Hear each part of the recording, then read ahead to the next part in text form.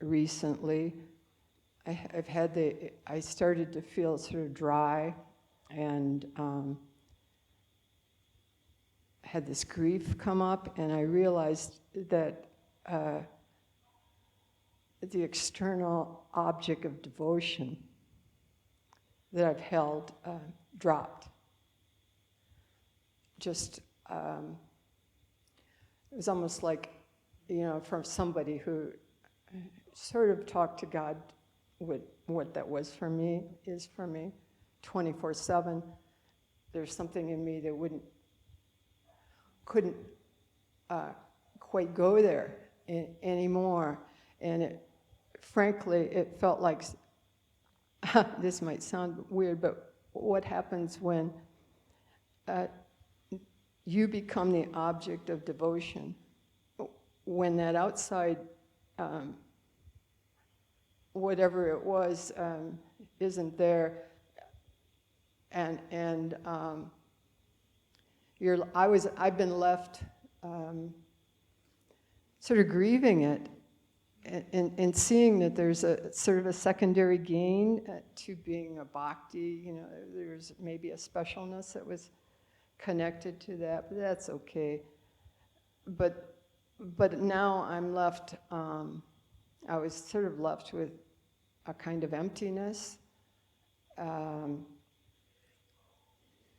it felt like there's nothing outside. If that object sort of dropped, it felt like everything sort of dropped, and all I had was this. All I had felt like I had is the breath and sensation, and then you say the breath is God, and the body is divine, and it's not like it's still morphing. Whatever this experience is, it hasn't integrated for me, but I am having just immense love. That's I'm experiencing immense love now. But, I just sort of, I guess the mind I would like to understand this better. So that's the best I can do. The most important thing here is what is it that you are feeling and experiencing now? What is it that you're experiencing now?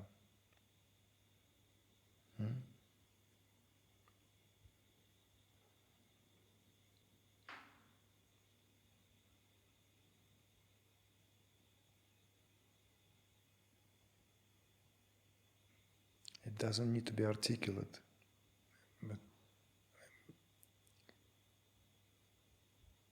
as long as it's simple, sincere admonition of what is being experienced, acknowledgement. It doesn't need to make sense. This frightened me. It left me feeling alone. Of being forsaken. Of being forsaken. Yeah. And yet you also said that you're experiencing this love. Huge. I don't understand how, I guess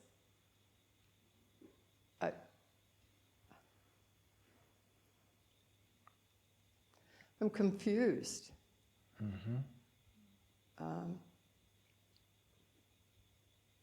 And yet,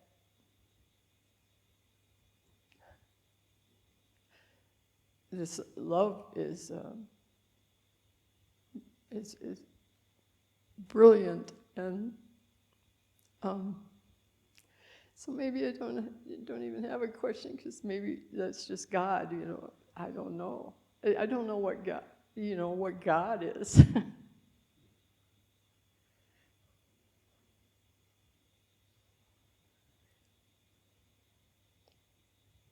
don't know neither. Maybe the term is to be Oh, God is not an object to know. thrown out. Yeah. God is the knower.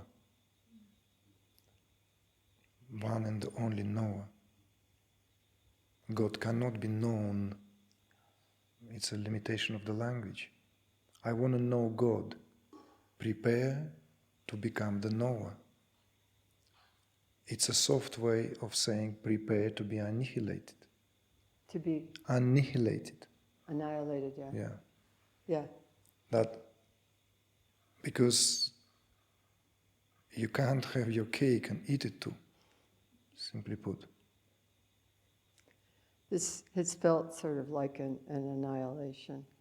So that's what it is. We feel forsaken. There is the safety net in the bhakta. Bhakta needs God to cry for. It needs to steadfast the subject-object dynamic, and it doesn't want to disturb that. It doesn't want to upset that or upset that. It's happy with the dynamic. Nothing wrong with that. But the consciousness here will have its own dance. So what you're going through is not at all unusual and uncommon. It's a very, very logical, I would even say. Because encounter with true love, real love, is always accompanied by that, what makes us feel annihilated, as you said.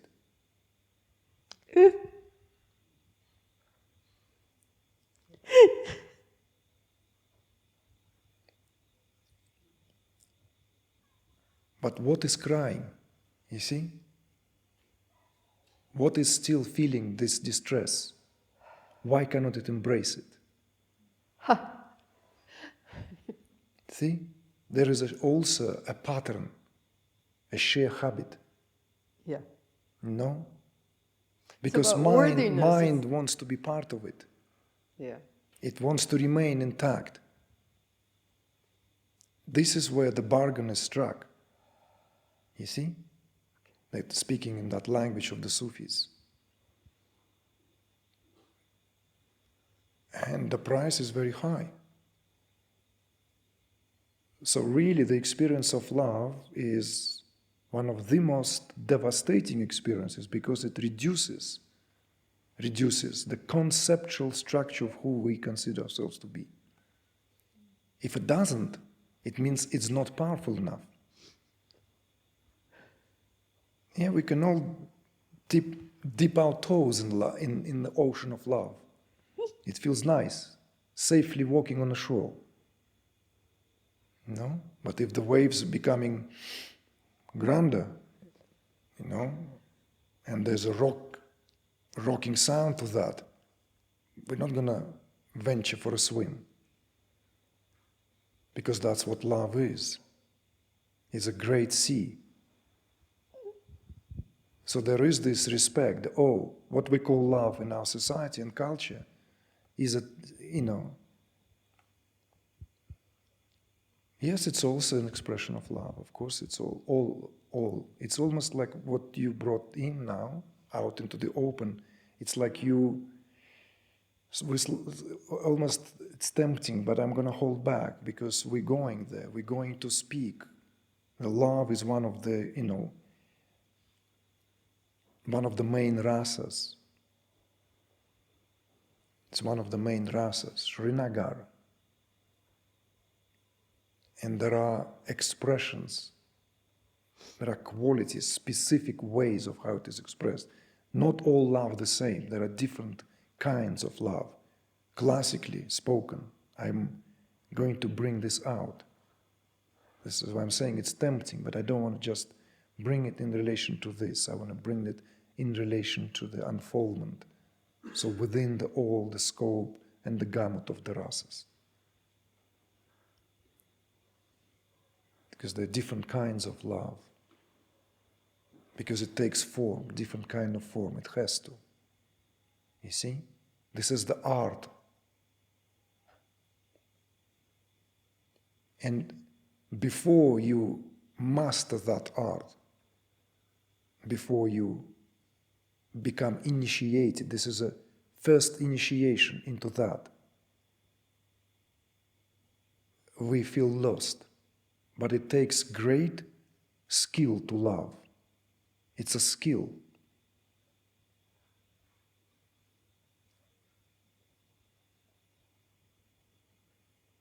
We all belong to this barren civilization, gypsies. We don't know ourselves, we don't know our parents, we don't know nothing.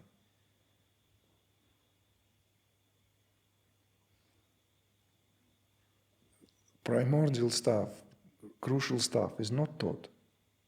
The important stuff is not taught. Not taught in schools. The important stuff is not taught. Right. Nonsense is taught all the time, just to busy the brain. So of course, this is what I mean, when spiritual unfoldments begin to happen, we feel all over the place, because we don't even know shit from Shainola, quite frankly. That's who we are in this day and age, in this civilization. So thank God there are cultures and civilizations which preserve this, you see?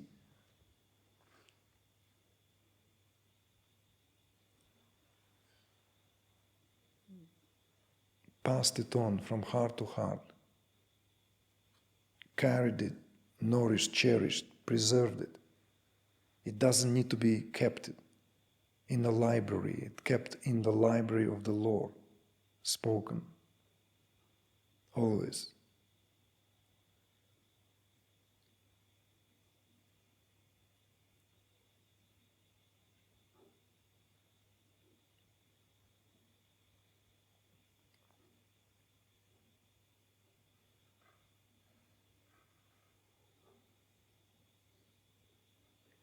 And to those of us for whom this is somehow, by hook or by crook, by some blessings, unbelievable blessings, this maybe was taught somehow, because it is an art.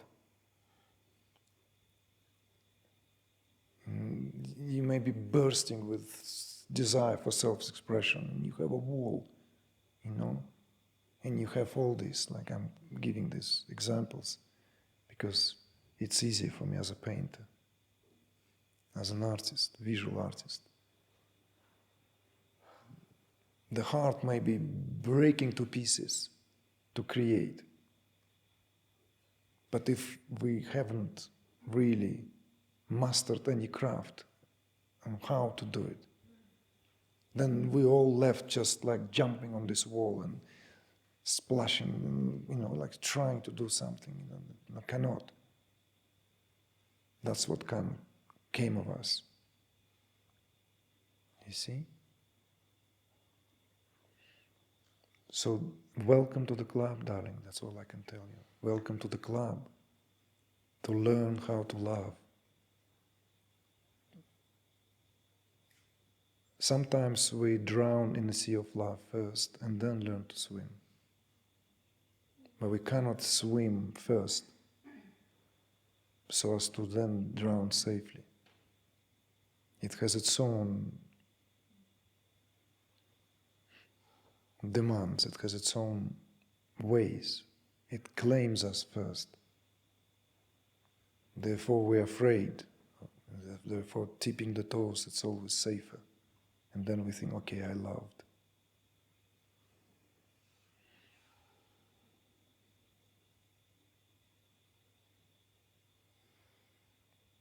But I wouldn't worry about anything that, the mind wants to know what happened. What's important is what you're experiencing now. What it feels, how it feels now, in this moment. Answer will come. answers will come. Don't track amok, before yourself.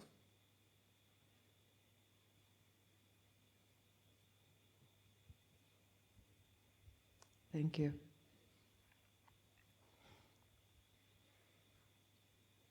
Thank you for bringing this out into the open.